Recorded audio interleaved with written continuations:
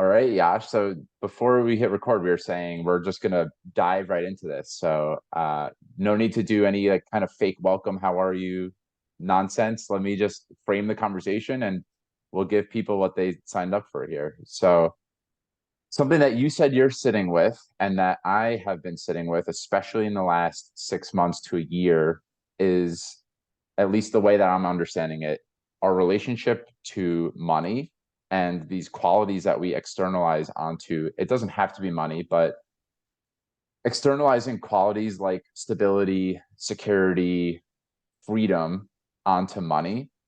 And by looking at these different qualities, I think there's a couple of questions that might emerge. One of them might be, how can I inherently claim these qualities, right? So that it's not dependent on me having a certain amount of money. And the way that you phrased it was shame work, which I love because there's lots of what invariably comes up as we look around these aspirational qualities that we want to have, that we want to show up with in our life, is that if there feels like a lack or a void, there's probably some sort of, I don't know, hidden quality, ways that we don't want to be seen that it helps to make space for. And it's really it kind of paradoxically, if we allow these sequestered off ways that we don't want to show up, if we allow them to be there, that it actually creates a lot more lightness, is the word that you use, a lot more spaciousness, more freedom, and it gives us more access to the qualities that we do want. But I think I'm probably getting a little bit ahead of myself. I just wanted to maybe frame this conversation.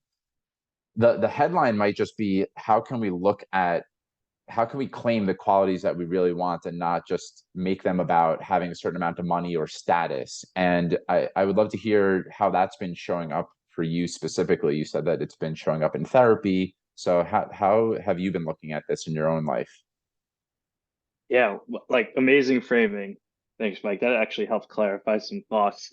I think I'll start like at the there's a lot that laddered up into me like feeling bought into doing this work. I think what a lot of what I struggled with before even delving into like understanding my relationship with money as something that is fungible was first like understanding that the story of like the what I it's from a book. It's called A Monk in the Riddle, but the deferred life path of like I just need to grind right now and be miserable in order to be happy somewhere out there. To understand that that's the story, and I think there was a lot of work that I had to do to like actually accept that as a story. And then the next thing was understanding like what the point of therapy is. And my current understanding of it, put very simply, is that it is a practice of unblocking uh, deeply held beliefs, stories, emotions that are all energy in our bodies, unblocking that such that we can release that. And through that release, we feel lighter as we go about our lives. And that helps us move from like a state of consciousness that is fearful and heavy and concerned with being right to a state of consciousness that is more open and curious and able to respond and think creatively about the challenges that we face. And so, yeah, I think the combination of those elements really got me curious about uh, what I'm projecting, and frankly, conversations with you. I think that was a big, like your own like experience with CU Money and how you've handled uh, the your own relationship with money was very inspiring to me. And as I dug into that, what I realized is that below all of this relationship with money, for me, it's indexed to really like three big needs, or as you described, there's security, like my sense of stability and security is indexed to how much money I have in my bank account, um, control, approval from other people, and then also freedom. And I think what's important to note here is that my goal with working through money, my relationship with money, is that it felt like the anytime that this belief I had that like I didn't have enough or there isn't enough was triggered, my response to it was just this gigantic, like, holy shit, the world is blowing up. It was completely disproportionate. Because I've been very fortunate to never have actually been in the circumstance where I wouldn't have enough money to live the life that I want to live. Um, and so really this work has been about making that response proportionate because I think there is value, obviously, like there's value in anger and sadness and fear. But we want those responses to be proportionate to the actual like trigger or issue that we're facing. And it felt like mine was way disproportionate. Hmm. Um, and I think the reason that it was so disproportionate is that it's been laced with my response is laced with shame. Um, and that was like what was really tugging me down and sucking me in to this like pit of feeling like super sympathetically triggered. So that was a lot. Let me pause there. Yeah, I mean, there's a lot of curiosities, but I think I want to hear what the shame looked like for you. Yeah, like that's the place that I want to start. And I can, after you share, could definitely share what that might look like for me, and maybe put a frame on my own experience of what it means to look at my relationship with money, as you've beautifully done already. Yeah, totally. Let me see if I can recount exactly where it went. I mean, I think it started with a lot of I had a really rough life growing up, and for a while, I told myself this story that I had to be financially independent in order to separate myself from the circumstances in which I grew up, to give myself the space to heal. And that's, in many ways, that story has been true. And so there's like a very um, like deep bodily felt sense of my own sense of health and well-being is tied to me being able to sustain myself financially. Hmm. Um, and as that has sort of evolved, like I noticed that there was a lot of envy and uh, comparison laced in with that sentiment as I look at other people that I perceive to have achieved more or like have had a differential financial outcome in their lives as compared to me, especially around the same age. I know it's just a lot of comparative energy and envy. Um, that was where the shame came up, where there would be shame around like, oh, like why am I not where they are, or like Hmm. I'm just not good enough. Like these are the stories underlying that shame, and a lot of that came from my own childhood, and being told that I wasn't good enough, and always being compared, and having my worth be defined in comparison to where I sort of stack ranked against my peers. Um, yeah, and so that's where the shame really came up. And as I touched into more of that, it's just this really deep pit of there's just step back from it. Like some of this, I think like I want to share with you at like at my level, but I'm not sure I want necessarily posted. We can like look at that after the conversation. But I've noticed I'm self-censoring some of this because it's like I don't know if I want people to know, but we can always Yeah. edit after. So really, what the core of this for me is that I was my dad was really physically abusive, and one thing that I learned, I have this schema, way of being or way of living my life that it's basically like I have to punish myself or abuse myself before other people punish me, uh, Hmm. in order to show those people that like I am being harsh to myself and like viewing my deficiencies as something that are worth punishing, viewing my perceived deficiencies as something worth punishing. And if I don't do that, then I become even more vulnerable to harsher punishment from other people. Hmm. Um, and that's like the core of like this like money issue. Like that's the core of what I think feels so rough about. And I have so much shame around failure, and perceived failure. So yeah, that's sort of like what I've come to around this and why like this is linked to shame. Hmm.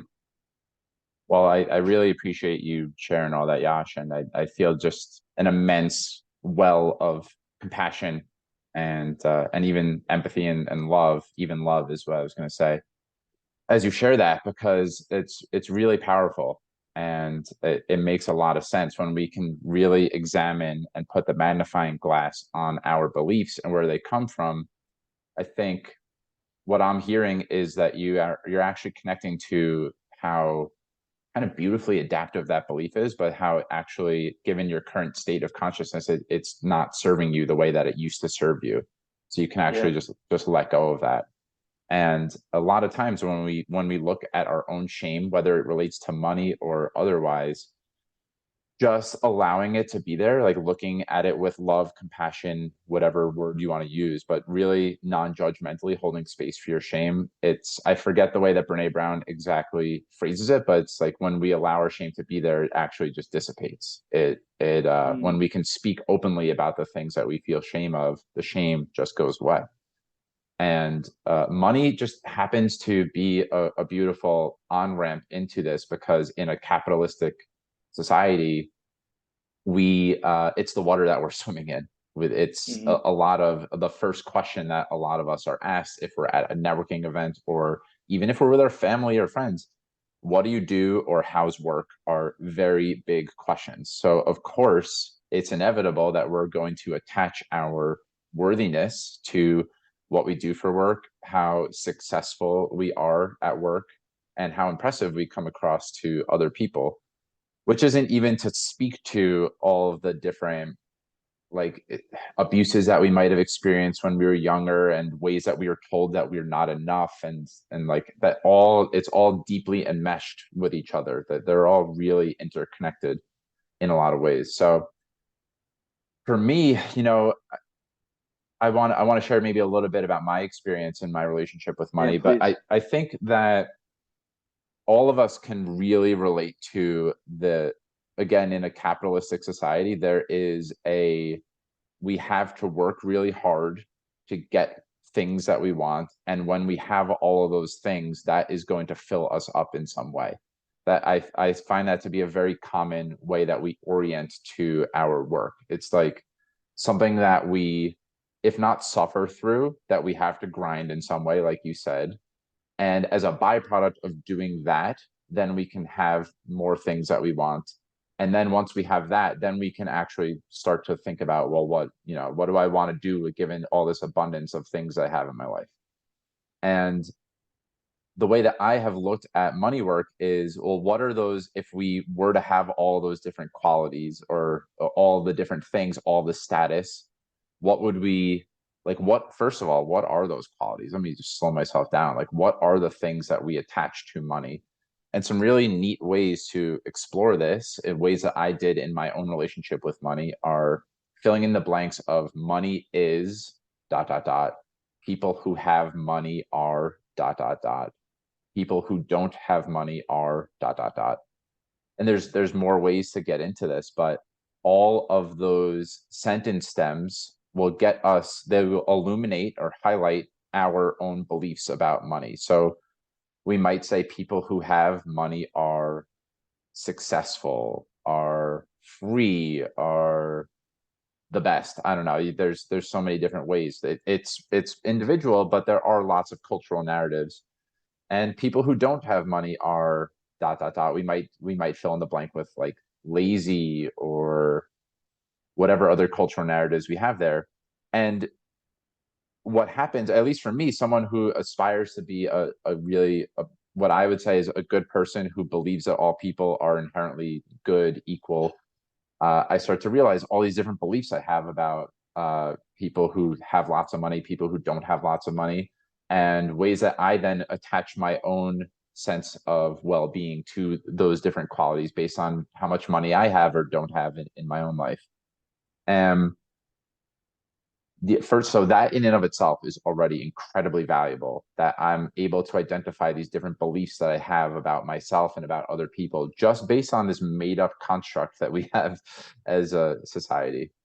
uh, but what goes even deeper than that is, well, what are the qualities I most aspire to in my life? So like you, there is freedom, stability, security, And maybe even on a deeper level, like creativity, I want to have, like, if we tell ourselves these stories, like if I had all the money in the world, then I would Hmm. travel more, I'd be more creative, I would start this project that really matters to me. And in my examination of my relationship with money, I started to get a lot more clarity on what I would do if I knew that I was actually taken care of, if I knew that I, with and without money, am free, at choice, have autonomy, agency, uh, creativity, all of that's available to me. And it actually just gets to the heart of what would I want to create out of love? Like, what would work be to me if I knew that my finances were all going to be taken care of? And I know that it's really easy to look at all this and go, okay, but like there's really practical things that I need to take care of in my life. I need to pay what you spoke to. Like I need to pay my Hmm. rent. I need to get my food covered, all of that. And so Yeah. this isn't, I don't look at this as an overnight fix where you just go, oh, I don't have to have lots of money to be free and creative and stable and to have people's approval. Like I can claim all those qualities myself, but those are practices that get poked at all of the time, every single on a moment to moment basis, including if I'm at a gathering with my friends and someone asks me how my coaching business is going. I don't a lot of times just say, I'm having a tough time. I'm working with Mhm. just one or two clients right now, and that's been a challenge for me because I attach a little bit of my worthiness to how many clients I'm working with. A lot of times I'll try and say something that is more likely to, in my mind, get the approval of the people that I'm with, right? So that is an invitation for me to go back inward of, well, what was that all about? If you're with someone if you're by yourself, you wouldn't speak that way. You would be able to say, I'm really proud of what I'm doing. I feel like I am really successful with and without a big client base. But when we go out into the world, it usually brings up some stuff in us. So now it feels like I've been on the the soapbox for a little bit. So what comes up for you as I share some of this about me? No, it was really beautiful. I love the aspiration, and I think the real goal here is to like continue to make ourselves known to people, uh, like who we really are, and I love this that thought experiment of just like really being honest about where we are in life, Mm, with the people that we're with. And yeah, like I mean, I just had that example of like being at a party and being asked how business is going, and sort of like tiptoeing around or creating a story that feels strong or like you have it all together is so resonant, because I think we all do this. I certainly do this, um, and it does a disservice to everyone who does this, because when I do that, I feel this dissonance come up hmm between how I really feel and what I'm voicing. And that serves to further entrench this belief that I need to project stability or strength or hmm financial security or whatever. Um, yeah, I just thought that was really beautiful. And like what an amazing thing to aspire to, that we can really be honest about where we're at, with the people that we love. And I think that the other thing that I really liked was that this isn't an overnight change, and I think, um, that's really important to acknowledge, that there's no magic bullet here that hmm you can swallow, and will just magically overnight make you feel like not stressed about money whatsoever. And there is value too. Money is the in the capitalistic society that we live in. Like I think there's an acceptance and a humility that comes with that. That like yes, like money is a tool, and it's a tool that can make our lives easier. Uh, hmm and it's not something that we should that necessarily gives us worth, but it does make things easier as other tools do.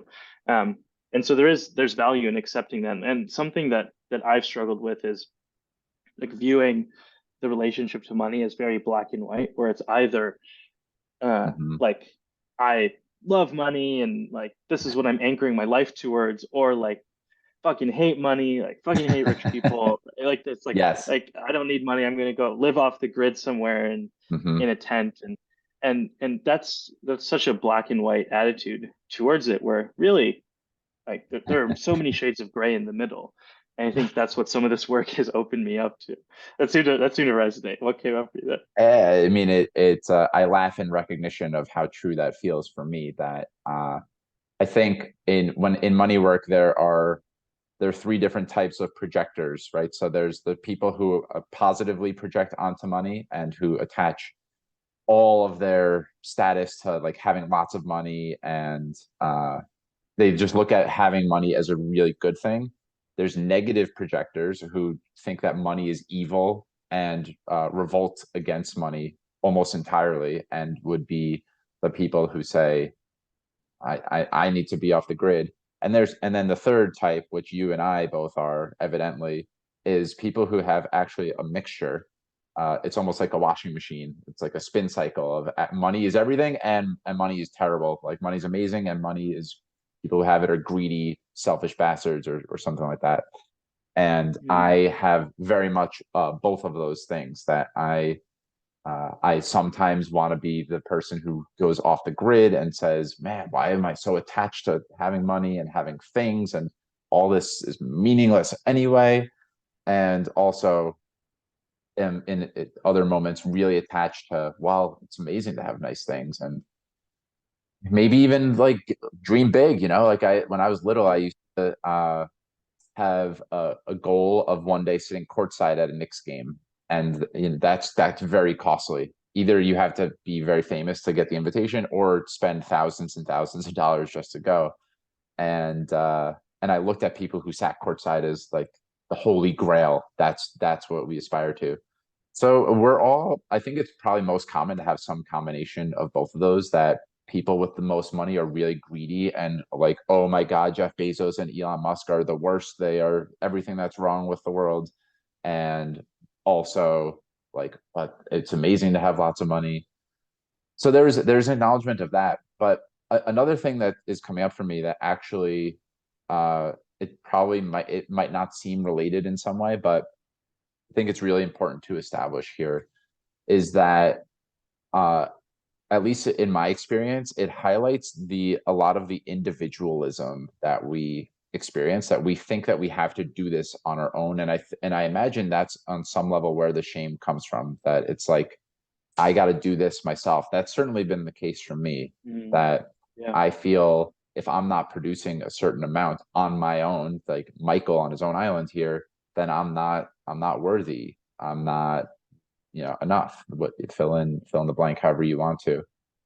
And one of the beautiful outcomes that I have, that I continue to come to in my relationship with money, is our interconnectedness. That money is, in a lot of ways, to me, I look at it as an energy exchange. That if I'm Hmm. hoarding it and trying to accumulate as much as possible, it's blocking off my connectedness with other people. So one small practice that I am in right now is actually just, no matter what, if I get a cup of coffee, at least tipping a little bit, whatever feels like a little Mm, tiny bit edgy for me in that moment.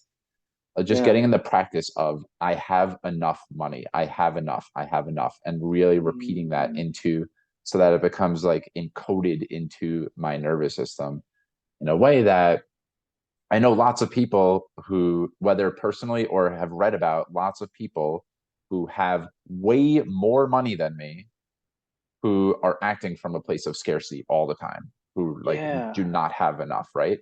Because in their mind, there's like, I just need this amount of money and then I'll be good.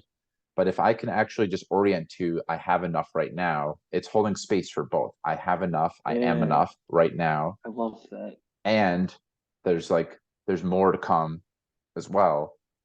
Then yeah, it's like holding this space for, I'm good, I can be generous with and without more money, right? I can be a kind, giving person. I can, whatever it is, but generosity is something that's important to me. Like I want to give to charities, I want to support organizations that I'm aligned with.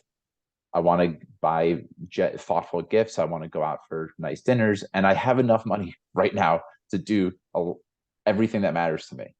Maybe not to the exact dollar amount that I would want to. Like I would love to really be supporting lots of causes at a big number, but I still have enough that I can. So there's a story that Tony Robbins told like early on when he was broke, that he said like, I gave someone $1, like I wanted to be a giving person. Mm, I had enough to give $1 away. So he donated a yeah. dollar to a person, or like the person behind him in line when he bought himself a coffee. And he said, because I knew that when I had more, I'd be able to give more, but I still just want to be in the practice of giving. So that's available to pretty much anyone who's watching this. I want to honor that if someone's in really extreme poverty, that there's a lot of depth that we can have around this conversation. But for the most part, I mean, if you're watching this video, you probably have enough money that you can start doing things that are in alignment with you. You could travel for a cheap amount of money. You can donate for a reasonable amount of money. But yeah, it's actually been this bridge for me to realize how connected I am to other people, and that if I try and hoard my money, I'm developing a scarcity and I'm blocking off connection with other people. It's Yeah. been profound for me. Wow. Yeah, man. That's just like I like resonated so much with that and had this aha moment around. Yeah, it is another example. Oftentimes, the way that I approach giving is another example of black and white thinking, where it's Yes. either I have to be so wealthy that giving is like represents absolutely no strife for me, or I can't give at all. Right. And it really isn't, it's somewhere in the middle. And I love this idea of connecting to uh, like of like repatterning beliefs that we have, not just at the intellectual level, but at the body level and the somatic level. And it's like each time tipping $1 or giving away like what is like in reality, at least for me, and I'm very privileged to be able to say this, like an amount of money that won't change my life Hmm. in the negative. But like attacking that scarcity belief by giving and then repeating to myself, and maybe even one thing that I like is feeling in my body where that Hmm. sense of wholeness comes from. For me, it comes from my heart. And so you may notice that like I put my hand on my heart a lot, Yeah. and that's me trying to like going through this practice of like telling my body like, oh, this is your whole.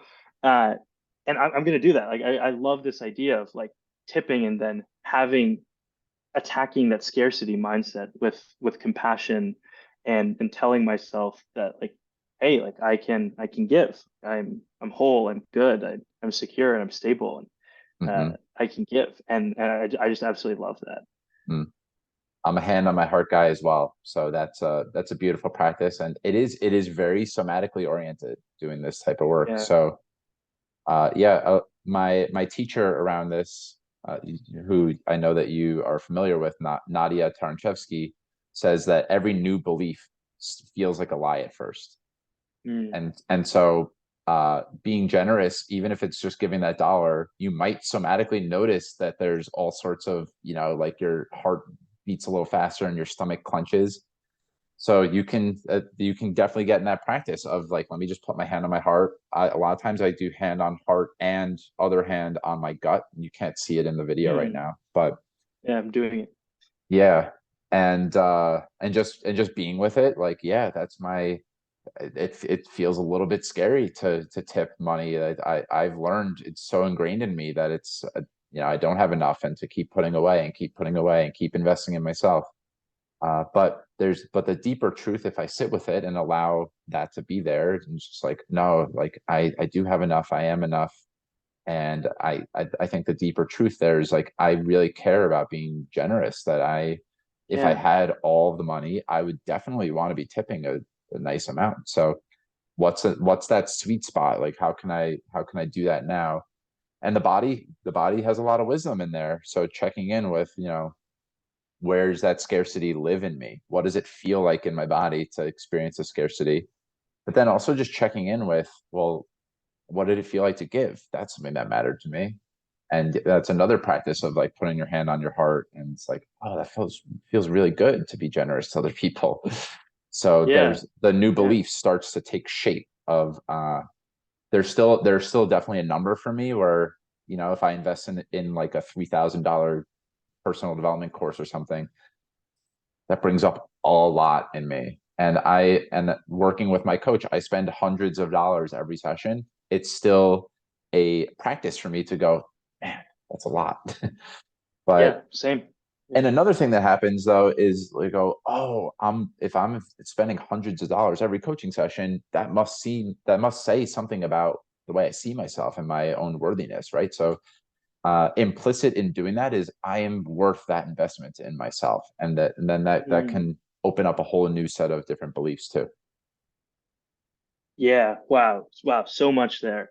Um, I'm curious what you've been experimenting with, like repatterning your relationship with money for a year or so now. Hmm. Um, what has what has changed for you during that time, uh, as you've worked with this? And I have a theory, and I think this applies to many things, like but just the mental model of compounding, right? And value coming from 1% small incremental improvements Hmm. over time. And as applied to money, and you've been doing this for quite a while, so I'd be curious, like what you've seen after like a meaningful amount of time of trying to step into these new beliefs. Share a couple of things. So one, I actually just want to start with the level of patience that we've spoken about how this isn't an overnight fix. So I've had to be really patient with myself. And Mm, one way that might show up is that I if I come across a new course that I definitely want to do, I'm married. And it's not just my choices don't only affect me, they affect my relationship too. So I can notice this tendency in me if I'm going to spend a lot of money to want to hide it from my wife. And so there's a level of patience and humility that brings in me that yeah, it's like it is scary to bring these conversations up it might bring up conflict in my relationship. And so I've developed a little bit more patience and compassion for myself it's this practice again of really allowing that to be there and not think I've ascended to some new mountaintop. It comes up all the time. Like I can get really easily transported back into money's scarce. I don't want to give. I've got to hoard money. I'm also, as you know, going to be a father in the near future. So I have that brings up a lot in me too around, my independence and my freedom and my generosity. Like, do I really have enough to give now that I have to financially support this other human? So mm, I just wanted to name that yeah. it's really deeply a practice. This isn't something that I it's like opened up the floodgates of, yeah, I'm just living in complete abundance and amazingness all the time. And now let me stand in some other truths too that are absolutely true. I more consistently, like I said, tip when I go to a coffee shop or a restaurant. I'm very generous in that regard. And I used to hang my hat on, I tip for good service, and I don't tip unless they've really earned it. And I'm just like, it feels good to give, so I want to tip generously and put that good energy out there regardless. And I do. I think another way that it showed up for me is that I've raised the bar on how much I donate. So I had been Mm, consistently donating for a while, but I am now donating more money than I had in the past, more consistently. Every single podcast I do, which is on a weekly basis, I am donating. It used to be $10. I've got it up to 25. Sometimes if it's a cause that I'm really deeply aligned with, I'll do 50. So I think those are love it. like really important to me. And what are some other ways that this might be showing up? For a while, man, I would just read lots of books and listen to podcasts and do free stuff, but not actually invest in my own development. And I have now made firm commitments that I will always invest in working with a coach and will always invest in myself. I don't question the getting organic food versus not organic food. I just get the healthier food now. uh if it's in some ways aligned with my well-being, I don't really, I make sure that I can actually afford it and that it's not compromising me. But I don't hide behind I got to put away and then I'll invest in my development when dot dot dot. So those are like really consistently I'm investing in my own betterment, and that's huge for me. Yeah, that's amazing. And one thing that came to mind here, right? And I think there's this, we've touched upon it in this conversation, is there's sort of the belief level and the somatic level of our relationship with money.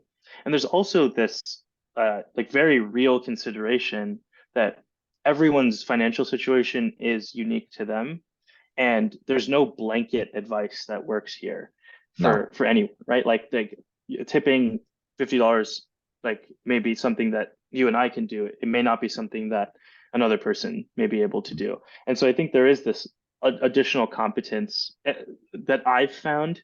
It's doing the deeper level work around how my relationship to money is uh, is triggering to me has Hmm. opened up the space for me to get creative and invest in things like budgeting tools and Hmm. Hmm. understanding, like taking a clear look, a non-shameful look at my financial situation. Uh, Yes. and and so it's not just like, oh, like I feel abundant now and I'm going to go spend all this money. There is a very real practical consideration that comes after that, which is like, all right, like I need to take a serious look at my finances and understand what I'm able to afford.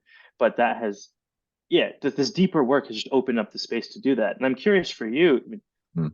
in your other life, you work in accounting, which is Yeah. literally dealing with money. And I'm curious how these two spheres of your life play with each other. Yeah. So something that I actually, you could say, felt ashamed of as well is that being in a background in accounting, I was not good. I had a terrible relationship with money, not only on a belief level, but on a practical level. I wasn't saving. I was spending basically up to what I was making. And there was shame there, that because of the shame, it became self-perpetuating. I actually wouldn't look at my finances in a non-judgmental way that you spoke to there. So yeah, I think another byproduct of this, and bringing in the accountant part of me, I, on a very practical level, started working with a financial planner about 2 years ago as well, Nice. and have set up these practical systems where I am, let's just say 10% of my money is automatically being invested into the stock market, and 5% is being donated. And there's it eliminates the guesswork out of a lot of what I'm doing. And also the choice, it automates a lot of the things that I would otherwise, if you make it a choice of, am I going to do this or not, it exhausts a lot of willpower, and B, it's just most people don't have time to like figure out on a weekly basis, how much do I want to put in the stock market today and how much do I want to save. And if you just automatically Yeah. commit to it, most of us are in situations where we're probably making it. If you're on your younger earning years, like you and I in 10 years are going to be earning more. So I look at it as, well, let me just figure out like kind of what the baseline is that I need to live on, and then set up all the surplus is being invested in some way, moved around. I make that one choice, and then it's taken care of. And then as I make more money, then I can reallocate that money, but that becomes a new choice point to look at it. So I don't know if this directly answers your question, but that's how I look at it. No, it's beautiful. I think it reminds me of the just a quote that we don't rise to the level of our goals, we fall to the level of our systems. And so it sounds like through doing some of the deeper work around money, it's opened up the creative energy for you to systematize and understand your own psychology around money, and then systematize Yes. practices to have healthy financial habits. Um, and I think what's been so profound in this conversation for me is that they're really like these two practices go hand in hand. Like Hmm. the practical level tooling of how do I like control my finances and ensure that I'm building towards the future that I want, while also enjoying my life, must be paired with the deeper work around like what have I attached to money? What does my body feel around spending money? And these two things, I mean, the what I call OS level work acts Hmm. as just rocket fuel and opens up the space to do that type of work that I think a lot of us desire to do, which is to like feel guiltless around spending money and understanding our financial situation. Mhm. And one thing that I think I didn't understand was that a lot of the tooling that, I mean, I understand a good amount about like how to have financial health, but, and I think many people do, and there's certainly a gap there. But the real gap for me was the blocker that I had at a deeper level. Mhm. And opening space there has opened up a ton of space up top. It's Yeah. been really beautiful. Seems like it has for you too. Yeah, yeah, it is, and I love that the holding space for both again. That it's there's the practical things that they actually go hand in hand with the deeper embedded beliefs that we might have about it. And Yash, I can't believe like, I'm looking at the time here, and we got into a really great flow, and I want to be mindful of time here. So I have maybe one more thought that I'd want to drop in here, but is there anything that you'd want to conclude with from our conversation today, or a bow that you want to put on the conversation? No, I think that what I just said was the bow. That Yeah, there's really two tranches of work to do here, and they're symbiotic. yeah, man. So something that we didn't really get to as much today that I maybe it's a thought provoker. It's not a bow on what we've spoken about, but rather just something else to leave thinking on is that another exercise that I got in the practice of was if you really follow the belief all the way down, like if I ran out of money, then what would happen? I would have to Yeah, move in my parents, and then what would happen? And then what would happen? And then what would happen? Is that you actually start to realize how supported that you are, and that you can get into kind of new agey woo woo talk about like the universe always has your back, but you could yeah, do it on a very practical level. I think in looking at the amount of money that I had and taking a non-judgmental look at it, it was there was a couple layers. First layer, it would take a long time, even if I stopped earning any money, it would take a really long time for me to run out of money.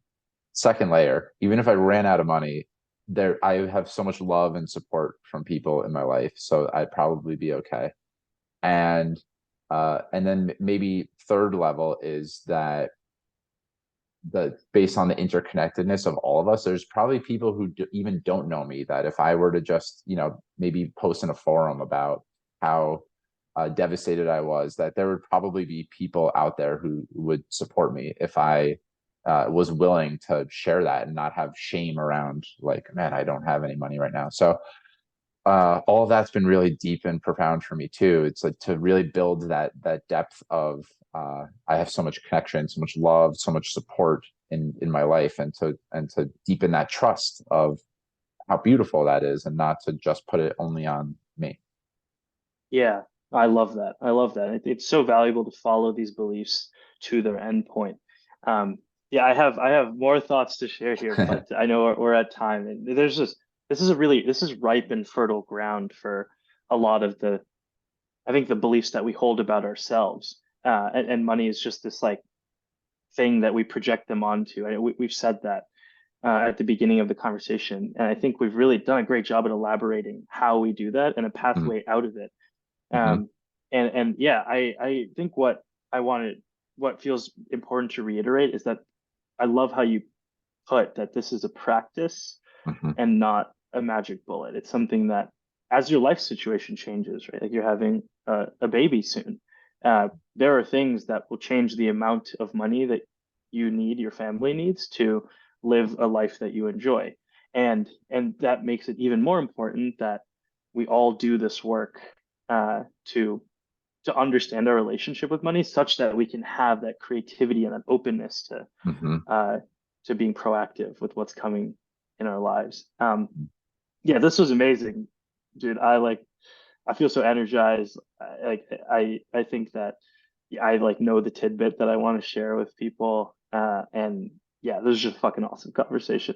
Amazing, man. Well, I'll stop the recording now, and then actually, let me just, if we want to keep this part in, I'll just say thank you everyone for tuning in and watching. And I hope that you, in some ways, are leaving with a practical application that you can use to take a closer look at your relationship to money. So many more of these conversations to come, and I'm looking forward to all of them.